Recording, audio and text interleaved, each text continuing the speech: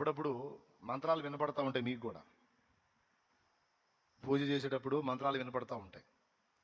అందులో పంతులు గారు స్పష్టంగా అంటాడు, పాపోహం పాపకర్మాణం పాపాత్మ పాప సంభవ త్రాహిమాం కృపయాం దేవ శరణాగత వత్సల అన్యదా శరణం నాస్తి త్వమేవ శరణం మమ తస్మాత్ కారుణ్య భావేన రక్ష రక్ష జనార్దన అంటాడు. అంటే ఆయన ఏం చెప్తున్నాడంటే, పాపోహం పాపిని పాపకర్మాణం పాపకర్మలే చేస్తున్నాను. ఎవరు? పంతులు గారు. పాపము చేతనే ఉన్నది పాప సంభవ, నేను కూడా పాపములోనే పుట్టాను. త్రాహిమాం కృపయాం దేవా, ఓ కృప కలిగిన దేవుడా నీ శరణు వచ్చాను. అన్యదా శరణం నాస్తి, అనగా నేను చేసిన పాపాలు పోగొట్టుకోవడానికి నేను ఇచ్చే లంచాలు నువ్వు తీసుకుని నన్ను వదిలిపెట్టవన్న సంగతి నాకు తెలుసు. త్వమేవ శరణం మమ, నా పాపాలు పోయే దారి ఏదన్నా నువ్వు చూపించకపోతే నాకు దిక్కు లేదు.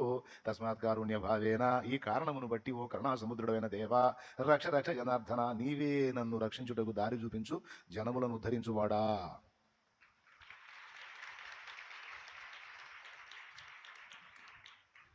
ప్రియులారా, వాళ్లే చెప్పారు, ఏం చేసి కూడా పాపములకు ప్రాయశ్చిత్తము నేనుగా చెయ్యలేను. మరి ఎచ్చులు ఎందుకు? మరి ఎగస్టాలు ఎందుకు? వెటకాలాలు ఎందుకు?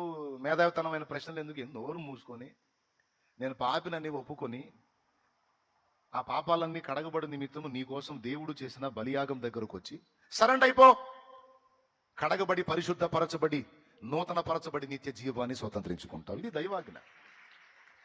నువ్వు ఏం చేసి కూడా తప్పించుకోలేవు. ఆత్మ విషయమై దీనుడవై, దీనుడంటే తెలుసా మీకు? కాళ్ళు చేతులు బాగున్నోడు తనంతటా తానే నడుస్తాడు. బలహీనత ఉన్నోడు దీనుడైపోయి ఇతరుల మీద ఆధారపడతాడు.